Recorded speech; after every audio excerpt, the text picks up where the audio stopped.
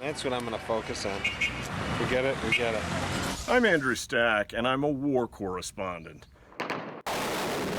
Holy shit.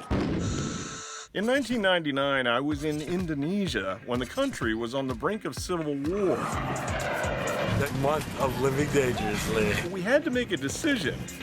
Go east to cover the fighting, or go west to skip the entire mess and carry on with some adventures. Oh man, it's gonna be a tough one. You almost didn't let us hide this fucking thing. We chose Sumatra.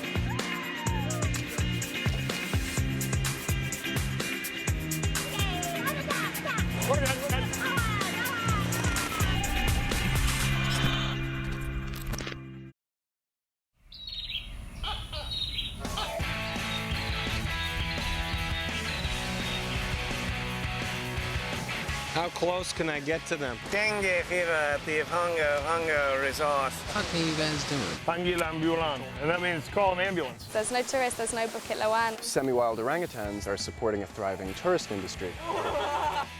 Corruption. There are no false pretenses with the orangs. To recap, Paul and I just arrived at the Bohorok Orangutan Rehab in Bukit Lawang. Tarzan was swinging here, huh? Staffers include an assortment of expats. How much of a risk are they at for extinction? Because it doesn't sound like there's an awful lot of them left. No, there isn't. Elle Fishman is from the UK. They are on the decrease. You look at these creatures and you know that they're on the way out and you have to just try and do something to help them. Elle and Canadian Marlena Turner keep the orangs healthy. This is like, doesn't want to have a pressure. They're all healthy, as in colds and flus. Over her shoulder, Elle hears a familiar noise. One moment. Must be hungry. She tells me one time the alpha male Abdul successfully used her keys to open the laboratory door to steal the bananas inside. They're so intelligent as well. They can open the doors. Elle thought it was Abdul again, but this time it's another orang, Johnny, and he won't be deterred either. Do you think he's comfortable with the humans he's surrounded by? Okay, I'll get rid of him. They're used to one another, but they definitely wouldn't be if he was in the wild. Johnny, you go. Go, go.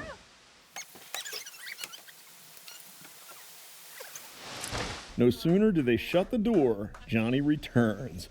He knows they've got the bananas. You have to try and discipline them in some ways, not to take the food, to let other ones eat.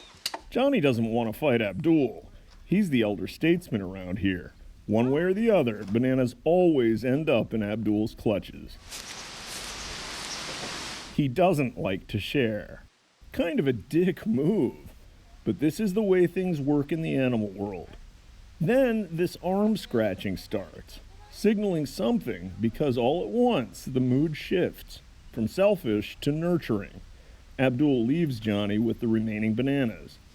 In the wild, alpha males play a dual role to maintain group cohesion. They play and they can be concerned and they are very human-like. Abdul is hardwired to constantly obsess about bananas. I notice a lot of them seem to steal your bananas. Yeah, it's What's that easy. all about? It's easy food for them. Basically, there's not enough fruit and veg in the forest, so because it's too small, there's too many orangutans living in a small area. Kind of relying on you to provide the bananas and the milk and everything. Well, we else try for them. not to. We feed the bananas and milk to the caged orangutans, and we try and ward off the semi-wild so that they're not dependent on us. But it is an easy source of food for them, and they're not stupid. You do the same thing. It's a double-edged sword for the orangs, and ultimately the biggest problem they face. Human support sustains them, but also creates dependence. Not to mention, ecotourism is a nice name to make visitors feel good about adding to the problem.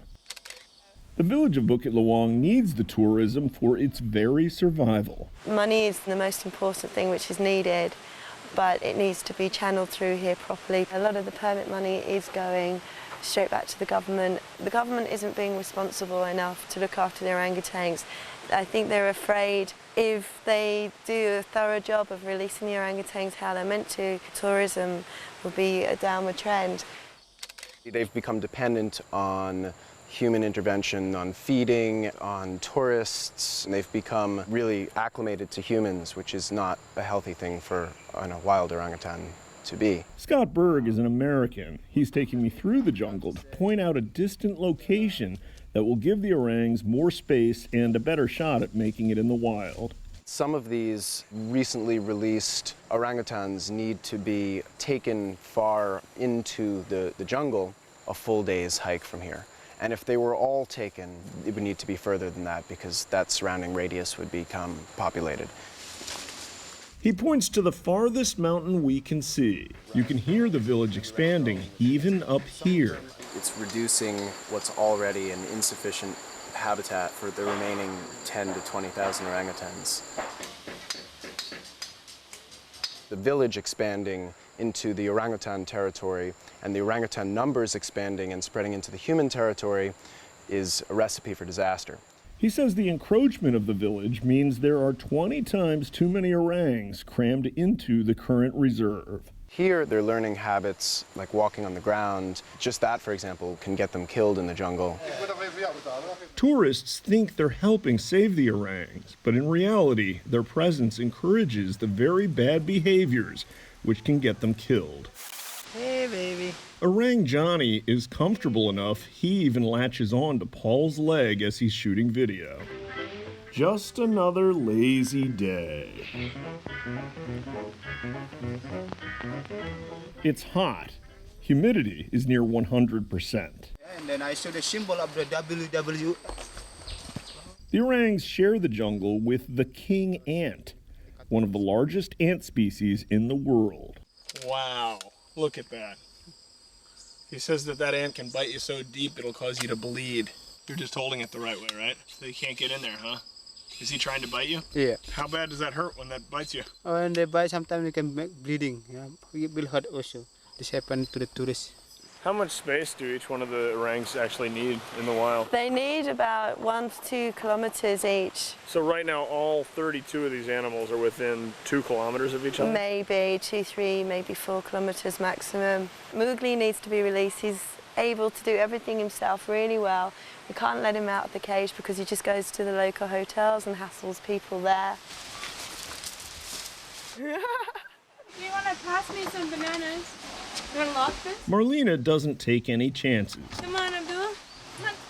but sometimes the orangs apply their rules from the animal kingdom. It's Abdul. Come on. Come on. Come on. Abdul is friendly, but just the same. It's yours. It's yours.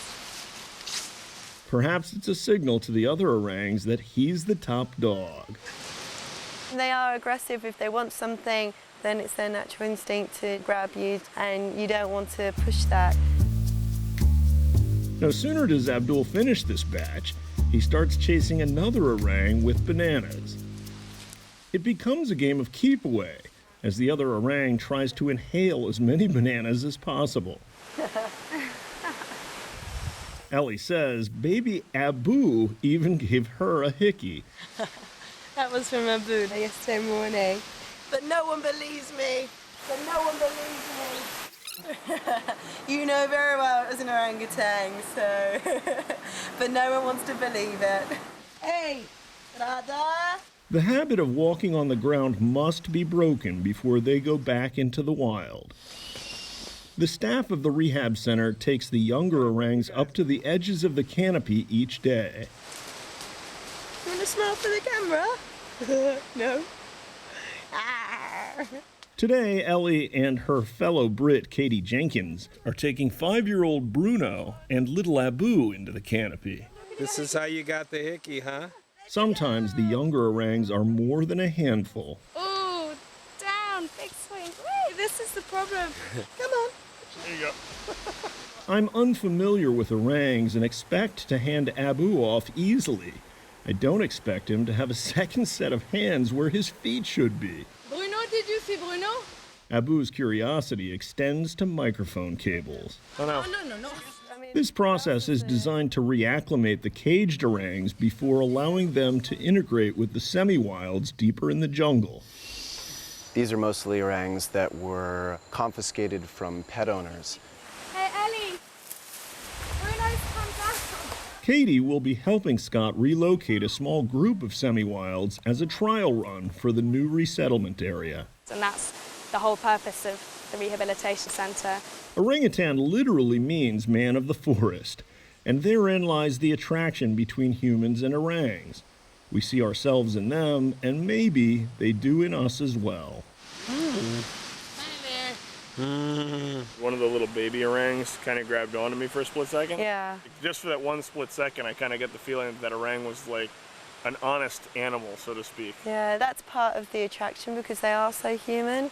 Their facial expressions, their mood swings, their characteristics, everything, that each one, when you get to know them, is so different from the other, just like a human. There's a sense of calmness with them. It's very basic. It's easy to see how Bukit Lawang would attract travelers. Oh, Bruno! Hello, fella. And not just for the orangutans. This is the other thing to do.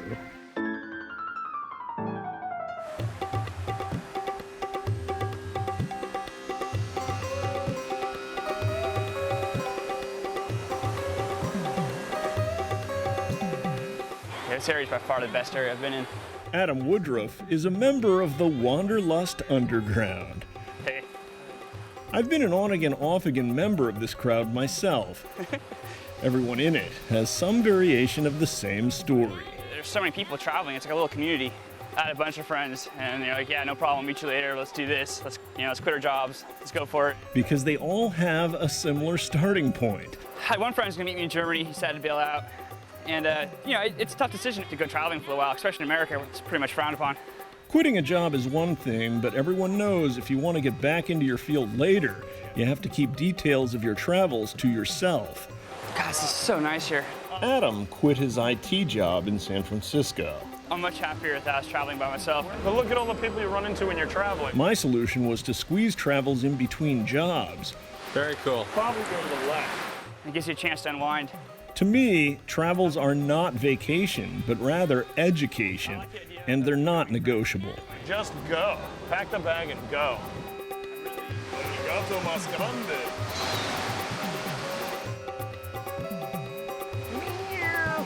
A few feet farther, and we're as far upriver as we're gonna make it.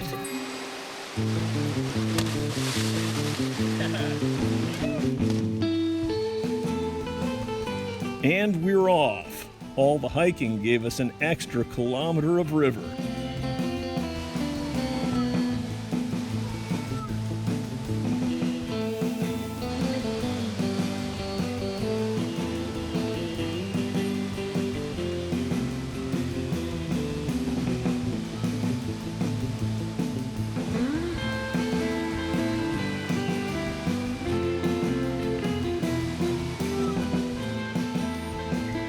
We're almost back to the village when Adam's tube begins deflating.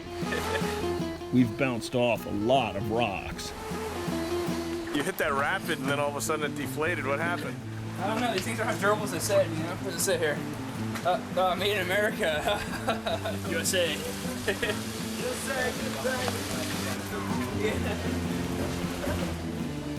Ellie's in the village shopping as we walk by. 1 kilo.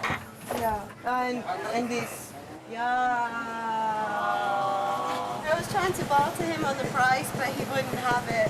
I'm just about to phone my mother. You're gonna phone your mother? I haven't spoken to her since I've been here. Remember the fighting we referenced between Christians and Muslims in Aceh? That's one fantastic thing, actually. The trouble in Irian Jaya or in Aceh doesn't come to Bukit Lawang. It's very, very localized. Aceh isn't far from here, and Irian Jaya isn't far from East Timor. Where the refugees have had little or no food for at least a week. But as far as Ellie's mom is concerned, her daughter is in the middle of both. She might be worried that the people from Irian Jaya have come here trying to kill everyone. Violence may not be a worry here, but we barely got out of the river ahead of a massive storm. Coming up, we'll get a close-up view of how Sumatra's mountain people handle landslides. Then we'll catch some folk music in a cave. And Paul and I will set foot inside a mosque for the first time in our lives. Last but not least, as promised, an in-depth look at Indonesia's biggest health problem.